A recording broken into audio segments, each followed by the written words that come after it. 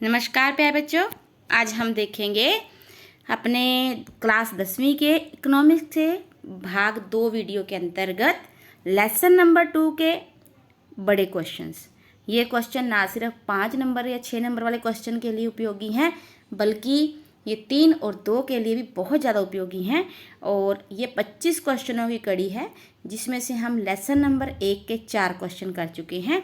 आज हम शुरू करेंगे लेसन नंबर 2 के क्वेश्चन, जो कि 5, 6, 7 और 8 हैं। 9 से लेसन नंबर 3 शुरू हो जाएगा। इसके थोड़े से क्वेश्चन भी अधिक हैं और ये बहुत इंपॉर्टेंट क्वेश्चन है। और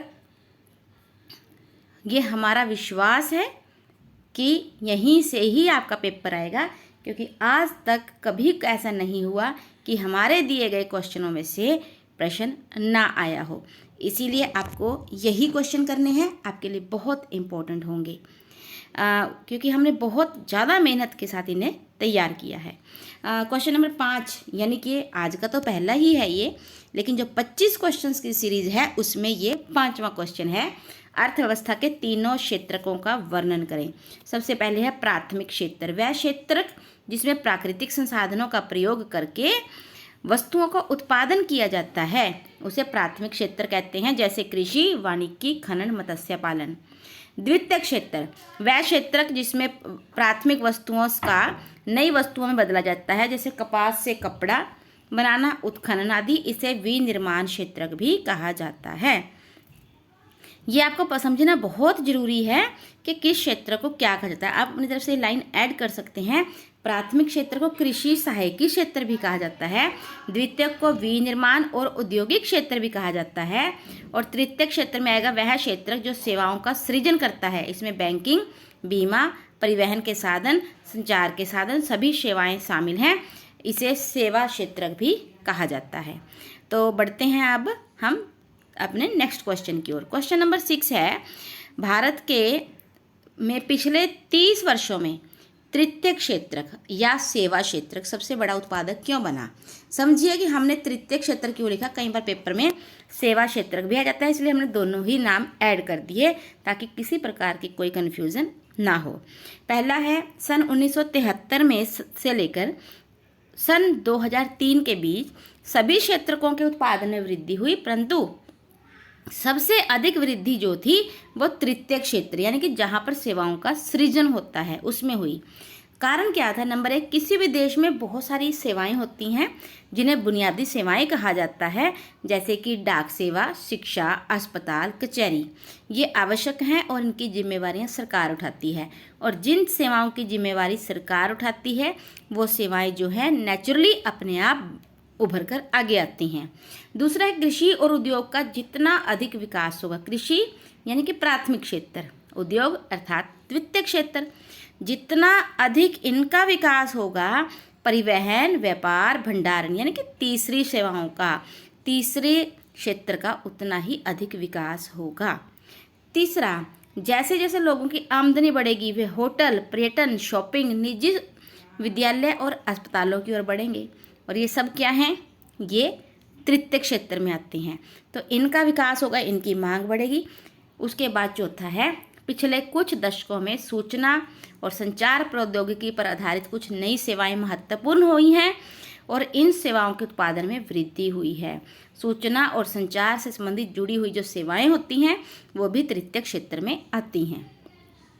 नेक्स्ट है, आज देश में तृतीय क्षेत्र का जितना अधिक विकास होगा उतना अधिक देश के मानव विकास सूचकांक बेहतर होगा, और यही एक देश की सफलता का पैमाना माना जाता है। इसलिए जितना अधिक तृतीय क्षेत्र का विकास होगा उतना अधिक मानव विकास सूचकांक बेहतर होगा। इसलिए तृतीय क्षेत्र में उत्पादन में वृद्धि करना सरकारों का प्राथमिक कार्य होता है। उसके बाद है, संगठित और असंगठित क्षेत्र में अंतर बताएं। काफ़ी इंपॉर्टेंट और बेहद सरल क्वेश्चन है ये। संगठित यानी कि सरकारी नौकरी, असंगठित अर्थात प्राइवेट नौकरी या कोई प्राइवेट तौर पर किया जाने वाला कार्य। संगठित में रोजगार सुरक्षा के लाभ मिलते हैं, और असंगठित में रोजगार सुरक्षा के लाभ नहीं मिलते। इस क्षेत्र में नियमों और विनियमों का पालन होता है। इस क्षेत्र में नियमों और विनियमों का पालन नहीं होता। इसमें सवेतन छुट्टी मिलती है, इसमें सवेतन छुट्टी नहीं मिलती। संगठित में जब हम रोजगार शुरू होता है तो नियुक्ति पत्र मिलता है, परंतु असंगठित में कोई नियुक्ति पत्र नहीं मिलता। इसमें काम के घंटे तय होते हैं, जबकि असंगठित में काम के घंटे तय नहीं होते।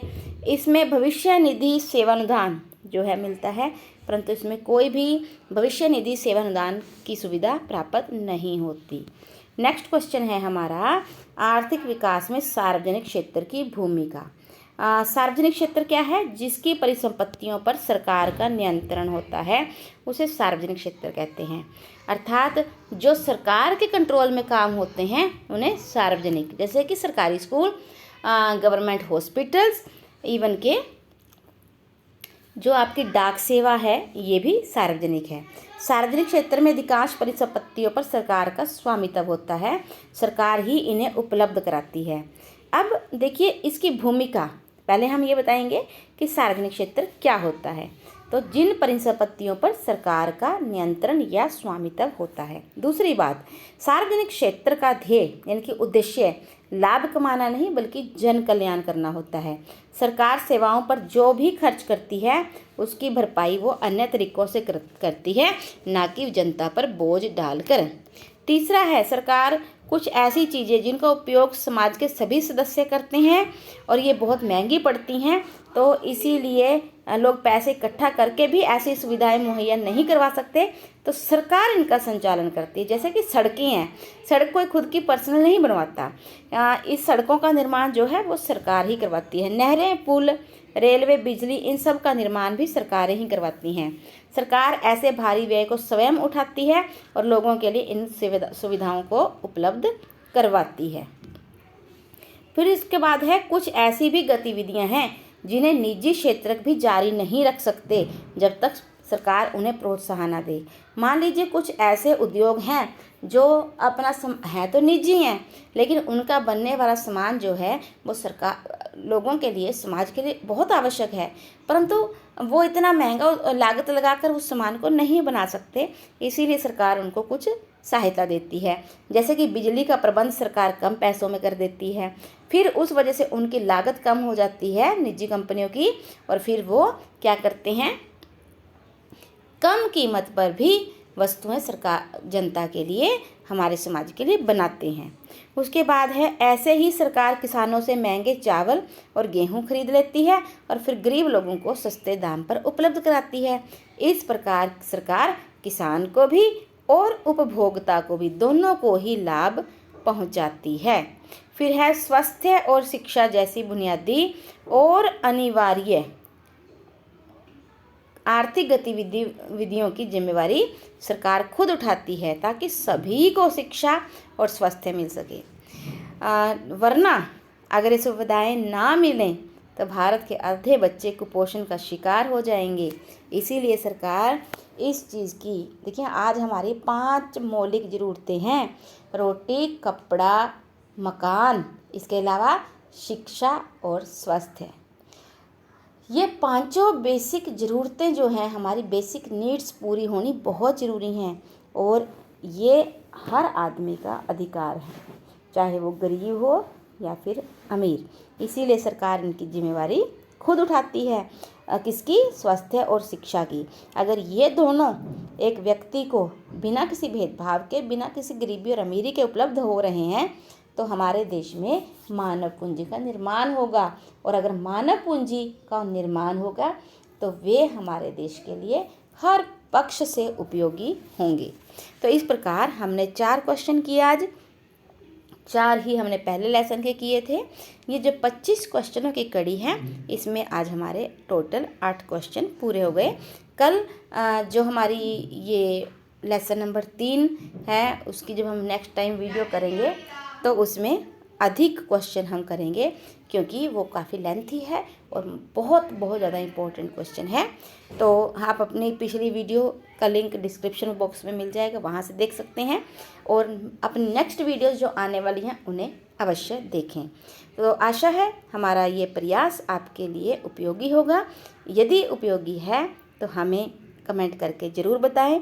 अगर कोई समस्या है या कोई परेशानी है वो भी ज़रूर बताएं। मिलते हैं अपनी नेक्स्ट वीडियो में। Thank you so much. Have a nice day.